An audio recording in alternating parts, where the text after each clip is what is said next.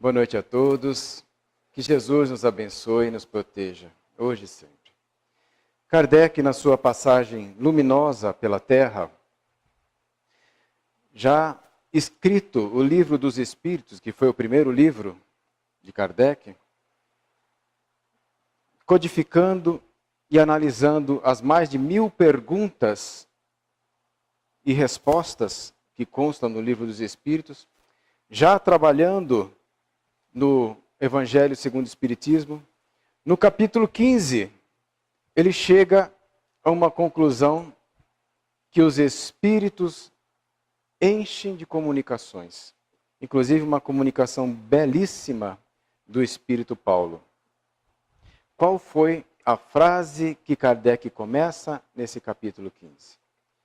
Fora da caridade não há salvação.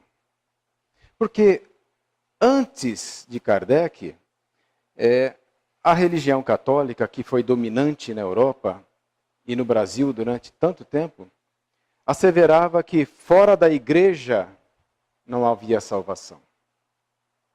Kardec modificou essa frase, colocando a caridade como condição essencial para a nossa libertação.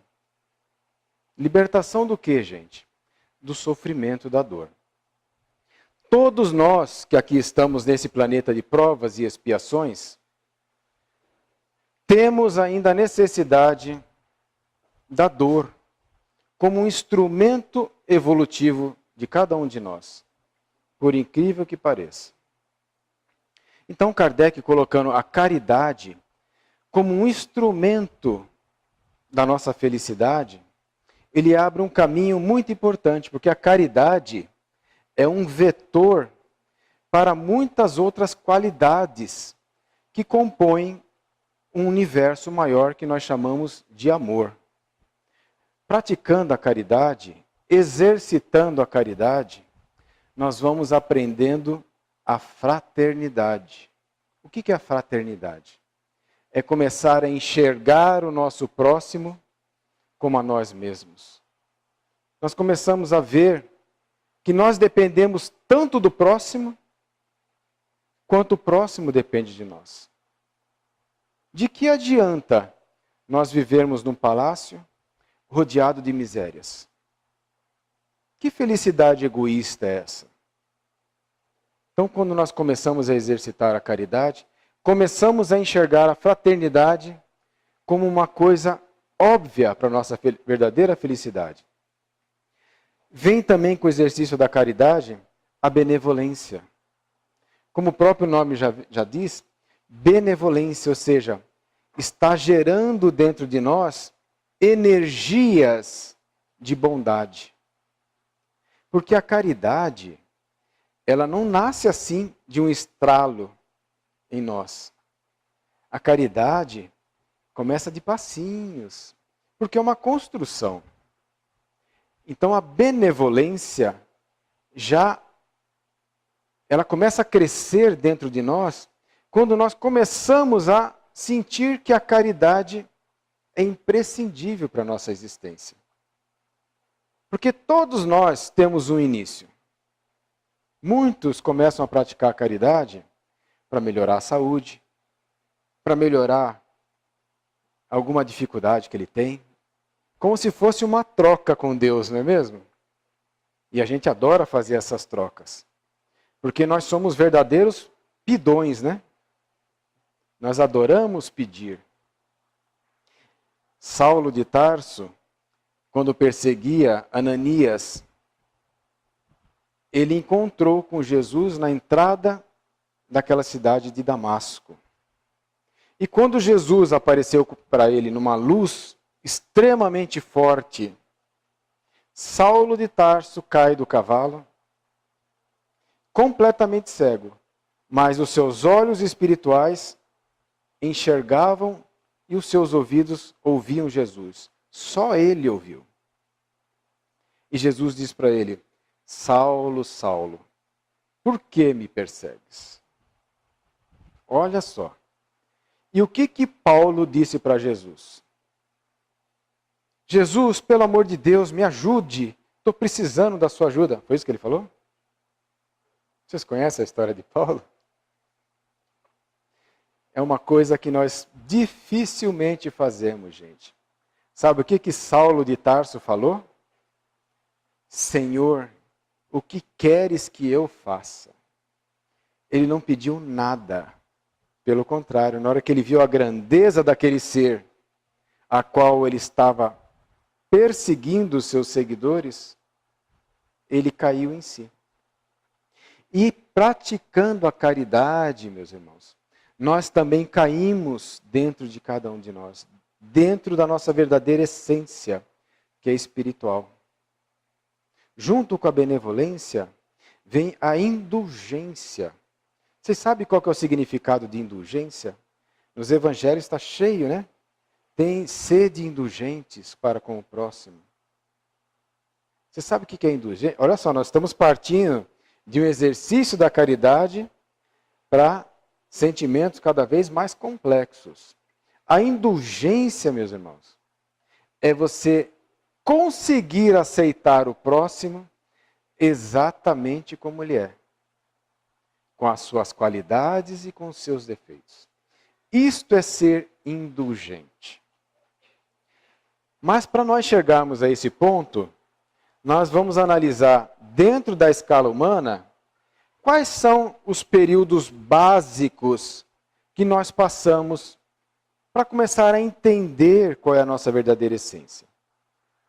A primeira etapa que eu considero que nós, seres humanos, passamos, que já pensamos, que já temos livre-arbítrio e com isso as consequências do nosso livre-arbítrio, é a fase primeira da humanidade, que é aquela fase da animalização. Vocês concordam? É a primeira fase do ser humano, a fase da animalização. Ou seja, onde prevalece os nossos instintos mais básicos. A espiritualidade praticamente não existe. Nós vivemos muito mais para os prazeres da carne, para as sensações físicas, do que para os prazeres do espírito. Basicamente, nós não conhecemos os prazeres do espírito na fase de animalização. Existem muitas criaturas encarnadas e desencarnadas na Terra que estão vivendo ainda nessa fase, gente. São criaturas que não têm um mínimo de remorsos quando tiram a vida do seu próximo, quando roubam sem ter nenhum escrúpulo, quando prejudicam sem pensar nas consequências. São pessoas que não conhecem ou não querem sequer conhecer o que se passa além da matéria. Para eles o que importam é o momento, é ele se dar bem. E olha, gente, a fase da animalização, ao contrário do que muitas pessoas pensam, não é aquela fase de ignorância total, não. Ah, são os índios, são os homens das cavernas. Não, gente. Como eu falei, muitas criaturas na Terra estão nessa fase. Sim. Pessoas que hoje têm, por exemplo, a missão de fazer uma nação avançar, fazem a nação retroceder. Personagens da história, Hitler, Mussolini, que tantas tragédias trouxeram para a nossa humanidade. E olha como Deus é Pai. Mesmo com esses elementos causando tantas tragédias, consegue fazer com que a humanidade caminhe, avance com essas guerras, com essas tragédias causadas por esses seres ainda vivendo apenas na fase da animalização. O próximo estágio que eu considero é o estágio da indignação. Lembrando a vocês que não existe nenhum salto gigantesco da animalização para a fase de indignação. São passagens muito sutis. E vocês vão ver que nós, muitas vezes, caminhamos dentro dessas etapas. Eu considero que nós, que já buscamos a verdade, já conhecemos o caminho para a nossa verdadeira felicidade, já estamos investindo em nós, espíritos, já estamos na fase de indignação. Por que eu falo que é a fase da indignação? Porque nós estamos vivendo num mundo de tanta contrariedade que as fases que nós já superamos, nós nos indignamos. Então nós ficamos indignados com certos acontecimentos que ainda ocorrem no nosso planeta, mas nos esquecendo que nós também já fizemos isso. Então, para citar alguns exemplos, né? As guerras nos deixam profundamente indignados, porque nós sabemos os interesses escusos que estão atrás dessas guerras. A corrupção não nos deixa indignados? E hábitos muito mais simples, gente, do nosso dia a dia. Pessoas que param em vagas para idosos e não são idosos. Pessoas que param em vagas para pessoas com portadores de necessidades especiais e não tem nenhuma necessidade especial. Então, quando a gente vê alguém fazendo isso, nós nos indignamos. Mas ainda, será que nós já nos livramos daquela fase de animalização? Há pouco tempo atrás, eu recebi um vídeo, eu até postei no grupo, apesar de ser um vídeo extremamente desagradável, onde uma pessoa filmou um rapaz que parou com o seu carro lá no Comper. Não sei se vocês tiveram acesso a esse vídeo. Parou no Comper, na vaga para deficiente físico, né? Para portadores de necessidades especiais. E uma pessoa filmou e colocou, provavelmente no grupo dele, e isso aí se espalhou, né? Poderia ter ficado assim? Ele mostrou o carro, mostrou a placa do carro e mostrou o cidadão. Tudo poderia ficar por aí, né? Ele não ia sair bonito? Ele está indignado de ver uma pessoa fazer isso. E aquelas velhas respostas de sempre, né? Ah, foi só um instantinho, né? E aí começa o bate-boca. Né? Ele fala assim, você é isso, você é aquilo, e o outro responde no mesmo nível. Gente, quase que sai uma tragédia ali. Ou seja, aquela pessoa que estava indignada, na hora que o outro se mostrou indignado de estar sendo filmado, o que aconteceu? Ele deu um passo para animalização. Ou seja, ele não ficou no nível dele. Porque se o outro não gostou de ser filmado, problema dele, ele está errado. Agora, você sintonizar com aquela pessoa, aí você deu um passo atrás.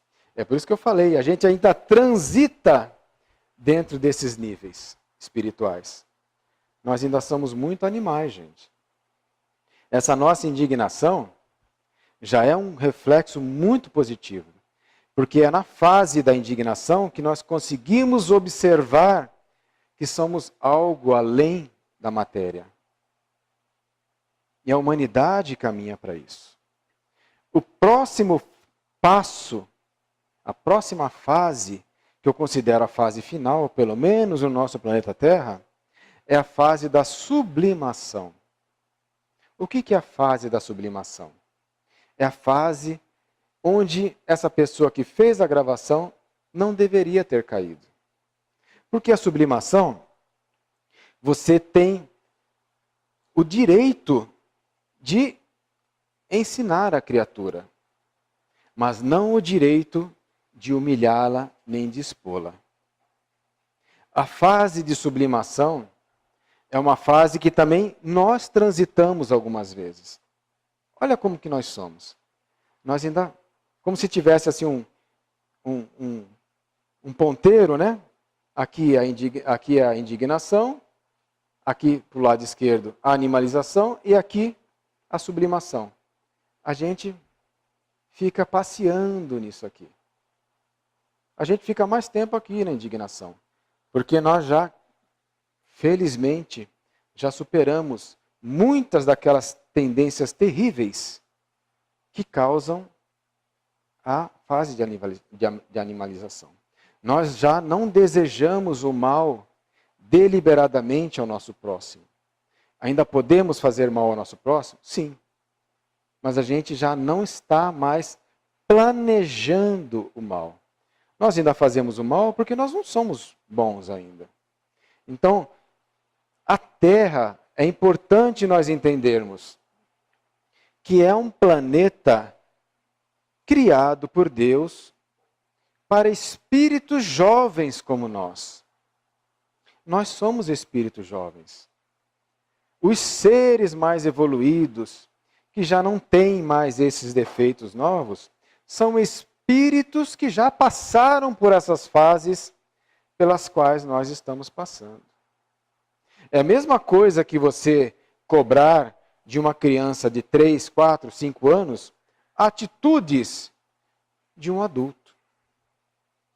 Criança é criança, apesar de a gente saber que ali está um espírito adulto, mas naquele momento toda essa personalidade dele está encoberta. E ele gosta de brincar, gosta de fazer artes. É uma criança. É essa fase que nós, pais, usamos para passar boas influências para eles. É essa fase que é a mais marcante nas crianças. Então, como nós somos crianças, essa fase é que vai marcar o nosso progresso espiritual. E todos nós que aqui estamos, tudo que nos acontece tem só um objetivo: o nosso crescimento, o nosso conhecimento. Porque se nós vamos nos tornar espíritos melhores, nós temos que conhecer as dificuldades da vida. E conhecer as dificuldades da vida significa passar por dificuldades. Como que você vai ser um excelente pintor se você não quer aprender pintura? Não estamos falando aqui daquelas pessoas que já trazem o conhecimento da pintura. Estamos falando aqui daquelas pessoas que querem aprender pintura, quer aprender música. Pode aprender? Com certeza, pode. Nós podemos tudo, gente. Basta nos dedicarmos. E para aprender o amor, essa energia mais poderosa do universo, nós temos sim que começar a nossa trajetória evolutiva com o exercício da caridade. E olha, Paulo de Tarso, nesse capítulo, ele vai além. Ele fala assim, olha, a Kardec colocou, né? Fora da caridade não há salvação. E Paulo, na sua mensagem, fala assim: eu coloco como condição essencial para a nossa salvação a caridade. Ou seja, Paulo ainda dá mais força à caridade. E olha, que exemplos nós podemos dar de atitudes nossas do dia a dia, de animalização, indignação e sublimação. Quais são os exemplos? Animalização, intolerância. Concorda? O que é intolerância, gente? Intolerância é eu não aceito e não concordo. Não é isso? Isso é intolerância. Na fase da indignação, nós temos como elemento básico nosso a tolerância. O que é a tolerância? Eu aceito, mas não concordo. Vocês concordam que é tolerância aqui? Eu aceito, mas não concordo. E é uma fase, gente, muito difícil para nós. A tal da tolerância. Porque a tolerância, ela tem uma série de situações envolvendo a nossa existência que muitas vezes nós não conseguimos atingir o objetivo. Porque a tolerância, como o próprio nome já diz, nos coloca numa situação onde nós temos o quê? Um limite, né? A tolerância não tem limite? Alguém concorda que a tolerância tem um limite? Né? Eu tolero até aí. Ou seja, eu aceito, mas não concordo, mas eu aceito. Mas não abusa muito não, hein? Não abusa, porque daí eu já não vou nem aceitar e nem concordar. Minha mulher que está rindo aqui, ó. Ela sabe que eu estou falando para mim isso daí. Porque todos nós, gente, temos esse problema. A tolerância, ela é como se fosse uma bomba relógio. Ela tem hora certa para explodir. Vocês sabiam disso? Porque quando nós toleramos, olha só como é complicado esse termo. Nós aceitamos, mas não concordamos. Por que que nós não concordamos? Porque a nossa opinião é a certa. Na verdade, a minha opinião é a certa. Ele está errado, mas tá bom. Eu vou deixar passar. Para não estragar a amizade e por aí vai. Para não estragar o casamento. Não é assim que a gente faz? No casamento, principalmente, né? A gente tolera um monte de coisa, né? Porque senão acaba mesmo. A intolerância é o extremo. A tolerância é o meio. Então, dentro da tolerância, existe data e hora marcada para explodir essa bomba. Então, nós temos que trabalhar essa tolerância para nós sairmos dessa etapa, entrarmos na fase de sublimação. Qual que é a etapa depois da tolerância? O acolhimento, gente. Quando você acolhe, você não está nem aceitando, nem discordando. Você está entendendo o estágio, a posição em que está estagiando aquela criatura. Isso chama-se acolhimento. O acolhimento é uma energia tão poderosa que ela nos livra daquilo que eu falei da tolerância. Porque quando você tolera, você está por cima. Eu estou te tolerando. Por quê? Porque eu estou certo e você está errado. Esse é o princípio da tolerância. Ou seja, o que está batendo em nós aqui? Orgulho, né, gente? É o orgulho. Orgulho combina com amor? Não serve para nada, né? Através do orgulho, nós chegamos a outras energias cada vez mais negativas. O orgulho leva à vaidade, à prepotência, leva ao ódio e à dissensão. Quando você acolhe, você está eliminando essas energias negativas e colocando outra muito mais sublime em seu lugar. Quando você acolhe, você abre seus canais para que você entenda em que situação está o seu próximo. Nós estamos nessa fase? Talvez por alguns instantes, né? Olha, eu vou citar para vocês entenderem melhor, um caso que aconteceu com uma grande amiga minha. É um fato que eu vou colocar, mas é um fato específico, mas que serve para muitas outras situações no nosso dia a dia. Essa amiga minha e seu marido, que são amigos meus, descobriram que a filha dela era homossexual. Na adolescência, um dia descobriram no quarto dela, ela se beijando com outra menina. E aí a filha confessou que isso desde criança ela sentia que não era mulher para um homem e ela gostava de meninas. Fase da animalização. Fase Qual que é? Intolerância. Sabe qual foi a atitude dela? Primeira. Essa história é bem bacana, gente, que estuda, isso vai exemplificar bem as 3 etapas pela qual ela passou. A total... ela não aceitou de forma alguma. Intolerância total. E houve, evidentemente, uma desarmonia muito grande naquela família. E não era filha única. Mas, com esse fato, conseguiu desestabilizar toda a família. A menina caiu numa depressão tão grande, mas tão grande, pela não aceitação dos pais, que ela ficou doente. E quase veio a morrer.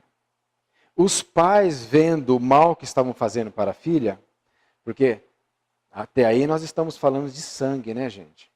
Nós temos que abrir esse canal para todos, tá? Eu estou usando esse exemplo, mas vale para tudo na vida. Vendo que iam perder a filha, talvez até por um suicídio, como às vezes acontece, gente, porque ela entrou num estágio depressivo, de não aceitação, às vezes até dela mesma, porque imagina a cabeça de uma adolescente. Como que ela vai conviver com isso quando os próprios pais não aceitam? Os pais, com medo de perder a filha, aceitaram. Qual fase que eles entraram? Da tolerância. Ou seja, a primeira fase, intolerância, eu não aceito e não concordo. Na segunda fase, eu aceito, minha filha. Eu aceito, mas continuo concordando. Por quê? Porque a criação, toda aquela história, né, tradicional que nós carregamos muitas vezes, né, na nossa existência. Mulher tem que casar com homem e homem tem que casar com mulher. Fora disso é aberração. Não é isso que muitas vezes nós aprendemos? Infelizmente é, gente. Infelizmente é. Então tá, minha filha, nós aceitamos, tal, só que eles ficavam extremamente incomodados de ver a filha levando as namoradas para casa. Ou seja, eles aceitavam, mas não concordavam. E aí eles viram que a filha estava feliz, mas eles extremamente infelizes. Porque não aceitavam. Ou melhor, não concordavam. Até que veio a fase 3. Eles é que começaram a ficar doentes. Eles se desentendendo mutuamente, a esposa e o marido, por causa da filha, porque até então eles queriam encontrar um remédio para a filha. A gente consegue encontrar um remédio para um filho que nasce surdo, mudo, nasce com problema mental? Não, né, gente? E o nosso amor é incondicional, né?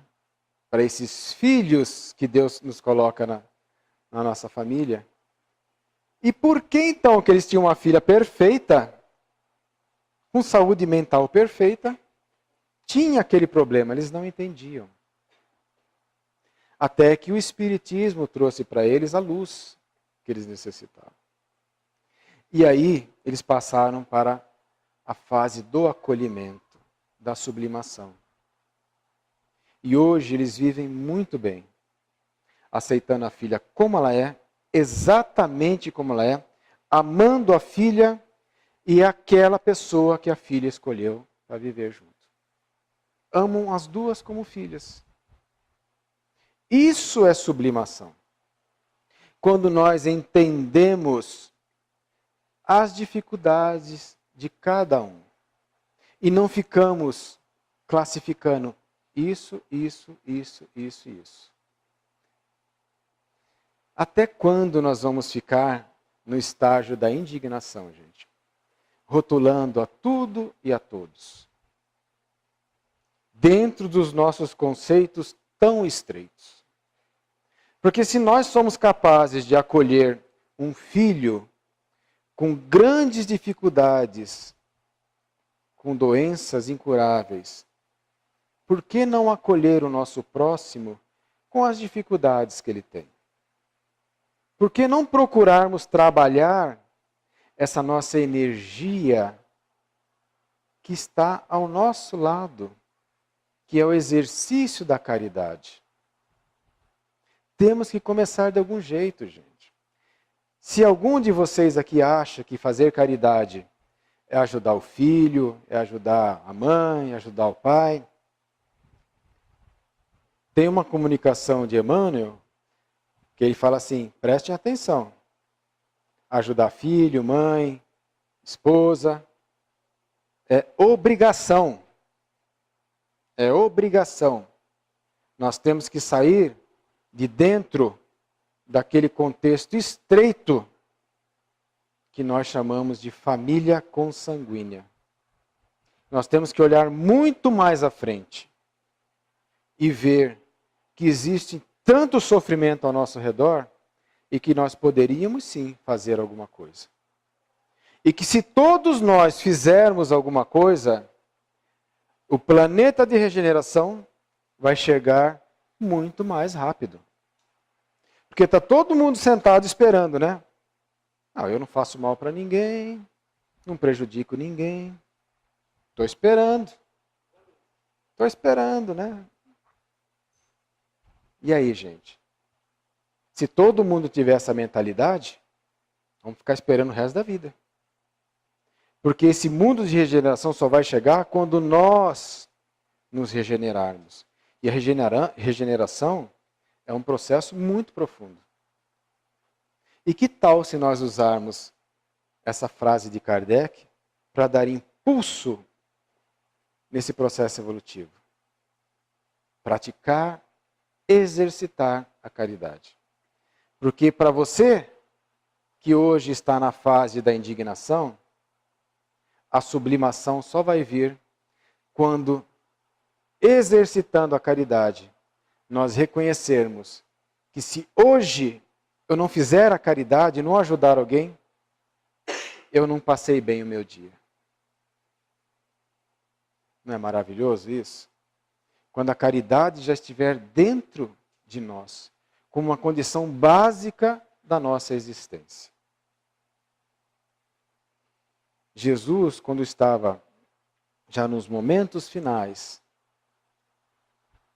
da sua passagem pela terra, pregado naquela cruz, viu uma legião de anjos descendo dos céus. Essa história é contada por Humberto de Campos. É maravilhosa essa história. E aí, Humberto de Campos relata que essa multidão de seres angelicais descem por toda aquela região da Palestina, catalogando aqueles espíritos que tiveram a oportunidade de conhecer Jesus, de conviver com Ele, de ouvir dos seus próprios lábios a sua mensagem de amor. Então, esses espíritos vieram catalogar todos aqueles nomes daqueles seres que ali tiveram essa oportunidade para acompanhar de perto o poder que Jesus iria exercer naqueles espíritos que tiveram contato direto com Ele. E ali Humberto de Campos relata que tinha os anjos da justiça, que tinha os anjos da caridade, que iam auxiliar aqueles espíritos que estavam sofrendo muito, que Jesus tinha ajudado, que tinha os espíritos consoladores, que ali estavam para consolar aqueles seres que se sentiram órfãos quando Jesus já estava nos momentos finais. E ele relata que depois que essa multidão de espíritos se espalhou por toda aquela região da Palestina, principalmente em Israel, uma luz fortíssima veio com uma velocidade incrível e para próximo de Jesus. E aquela luz fica pulsando e Jesus fala para aquele anjo: vá atender Judas, porque ele não aguentou ver que o plano dele, que não era um plano mau, gente. Jesus se equivocou totalmente na sua tarefa. Jesus era sim o Espírito bom. E ele fala, vá acudir Judas, porque Judas não conseguiu compreender a minha verdadeira missão. Ele acaba de se enforcar. Preste os primeiros atendimentos a ele. E aí aquele anjo parte para atender Judas, que foi um dos espíritos de elevadíssima condição espiritual que Jesus escolheu para participar do seu grupo. Ali não tinha nenhum aventureiro não, viu gente? Não tinha. E aí antes de Jesus dar o seu último suspiro, ele fala a célebre frase, que na verdade resume tudo o que nós somos ainda até hoje. Ele fala, Pai, perdoai-os, eles ainda não sabem o que fazem. É isso, meus irmãos. Que nós possamos então sermos aquela célula que vai influenciar a todos aqueles que estão ao nosso redor. Essa célula que vai nos dar, primeiramente, a felicidade de finalmente servir a Jesus, como nunca servimos antes, na tarefa do bem. Vamos então, como primeira condição de alcançarmos esse amor puro, esse amor de Jesus, que nós não conhecemos, porque o amor de Jesus não tem limites. O nosso amor tem uma série de limites e de barreiras. É vinculado ao sexo, é vinculado ao sangue, é vinculado a aquele amigo que não nos contraria.